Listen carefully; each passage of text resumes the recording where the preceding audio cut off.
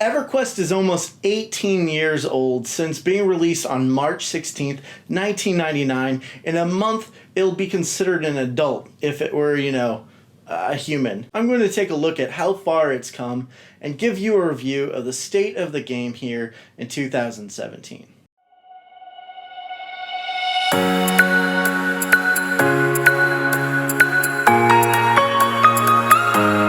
Hi, I'm Telkiney, the Nerd Navigator.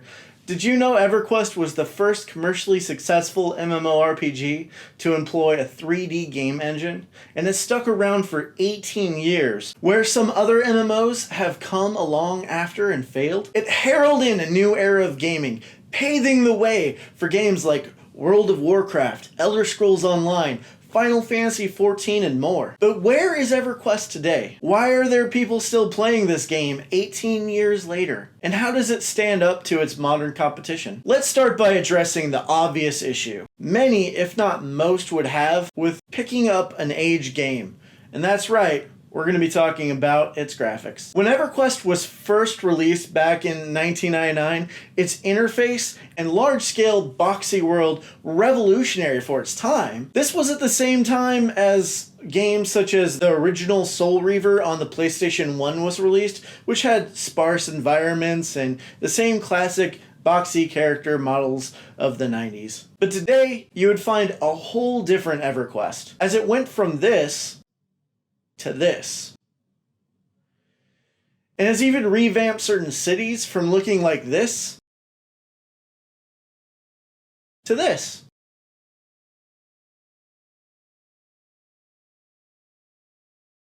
Also, more recent content definitely has better environmental design, more detailed creatures, and even better use of particles. In particular, some expansions have their own hubs for the content that they introduced. Some of these hubs are very imaginative, like this, the Void, which houses Bebux Oruk, an imprisoned god who you must help to stop the forces of evil from altering major events within EverQuest lore, while letting you witness a bunch of key moments in the history of EverQuest. Or this, Shard's Landing. At the time of this expansion, shards formed from an event in the previous expansion and fell from the skies, which now are granting and corrupting beings with strange powers. The largest shard has a camp built around it, so scholars can research it while providing a home base for players to start from, as they help turn back the tides of evil beings caused by the shards that fell. Now, however, while they have made improvements to the original engine, graphically, the game can't compare to modern titles such as Elder Scrolls Online or Black Desert Online. There's only so much the engine can generate and render, unfortunately. They have also introduced systems that allow you to change your appearance, from being able to slot different appearance sets into your armor and to your weapons, or to completely change your character's appearance with illusions. Some illusions are pretty rare, such as this dragon illusion I have for my character. But Telkiney, what about the most important part of the game? The gameplay. I just wanted to get the graphics out of the way, as this is likely the largest barrier, I believe, that would hold back anyone from trying EverQuest that hadn't already. But let's talk about gameplay. Oh, before I dive into gameplay, let's just start by saying EverQuest has a gigantic volume of spells, abilities, and features that have been added over the 18 years from the classic game and its 23 expansions. So if I don't mention some niche spell, ability, or feature, seriously, please spare me the pitchforks. I'm going to try to cover a lot of things, but really we don't have an hour here to kill, okay? EverQuest has created a massive landscape, which is segmented into zones, which are standard size as compared to areas in games such as Rift or World of Warcraft. There are roughly 360 normal zones in EverQuest, and the number of instance zones, such as dungeons, is doubled or tripled that figure. They range in biomes such as jungles, deserts, frozen wastelands, lava-filled caves, and large castles and forts and temples. you name it, man. The first thing anyone will realize about EverQuest is the lack of direction, with perhaps the exception of a tutorial that they did add some time ago, which is optional at the moment of character creation. In many other MMOs, when you start a character or walk into a new area, you're generally greeted by an NPC with a giant glowing exclamation mark above their head to start you on a long series of quests that won't end until you're max level. This doesn't occur in EverQuest. You're left to explore the world on your own. If you want a long series of quests, and believe me, EverQuest is aptly named, it's up to you to go out and find it. If an NPC does have a quest available, the only way to know that is to talk to them through conversation to discover any deeds that they need done. This type of game is harking back to actual D&D campaigns and puts the role-playing back in the role-playing game. There is, of course, a community of websites dedicated to EverQuest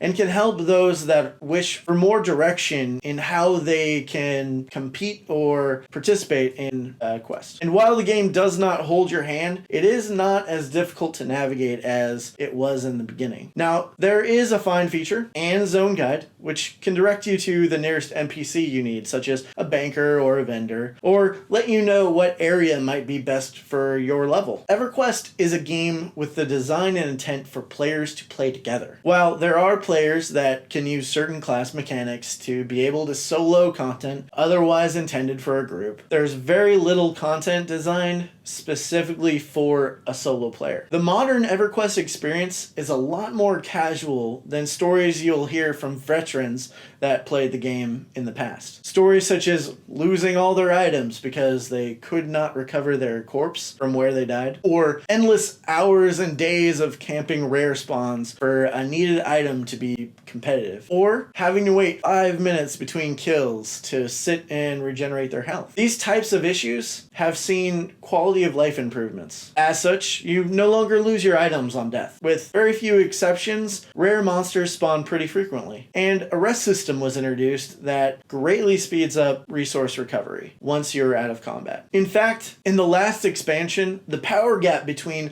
the top-end raid gear and the group gear has significantly closed, adding a greater value for group play for casual players who may not have the time to commit to raid content as others do. Here's an example. On the left are 2 items from arguably the most popular expansion in the history of EverQuest back in 2002, Planes of Power. As you can see, the difference in armor class between the top raid gear and the group gear is that the group gear ends up having only 63% of the AC the raid gear had, and only having 46% of the hit points the raid gear had. This created a huge rift between those that could raid, which at the time regularly required 3 to 6 hours of commitment a night, and those that only had enough time to engage in group play or group content. On the right are 2 items from the current expansion. The difference in this current expansion is that only 77% armor class and 75% HP when compared to group gear to raid gear. Obviously, the raid tier is still much better, but the gap in power between raiding and grouping is much lower, allowing for people to still group together even if they have different commitments to their game time. And this represents a significant shift in game design for EverQuest, recently trying to appeal to a more casual audience. I would also mention that the list of features that they have added to the game since its initial launch is staggering, from including an in-game map which you can edit in-game even, to the alternate advancement point system that rewards players that gain experience after hitting even max level with points that you can spend to further increase your character's power in different categories. From continually adding new abilities to classes for more choices and more things to do while they play, to upgrading the old abilities, keeping them current with ever-increasing levels. From an actual aggro meter to an amazing housing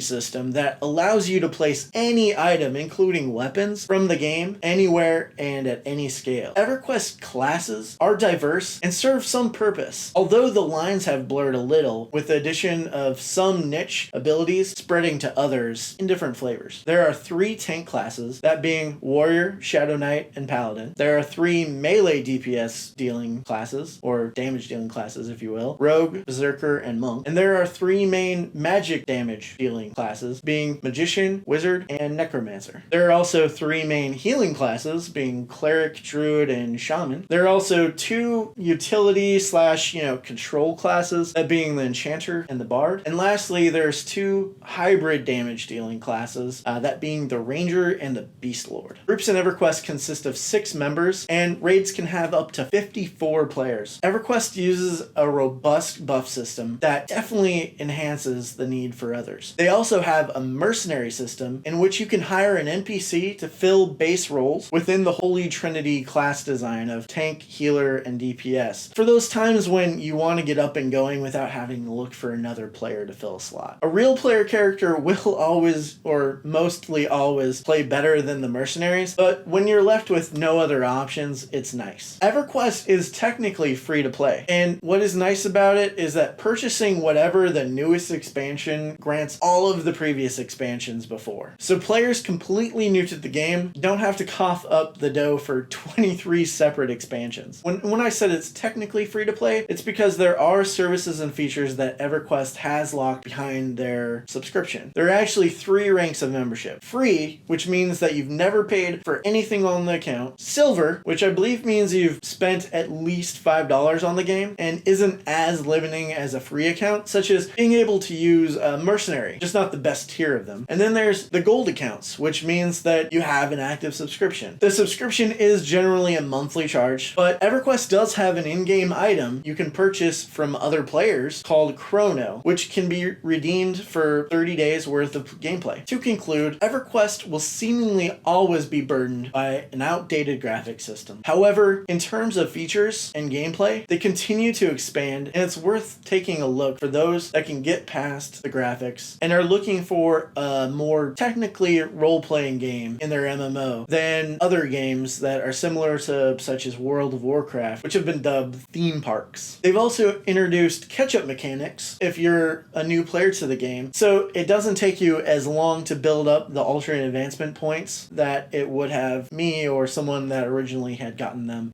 previous to the catch-up mechanics. This will help so that you can get up to speed faster and be competitive without feeling that you have years to take to get to where we are today.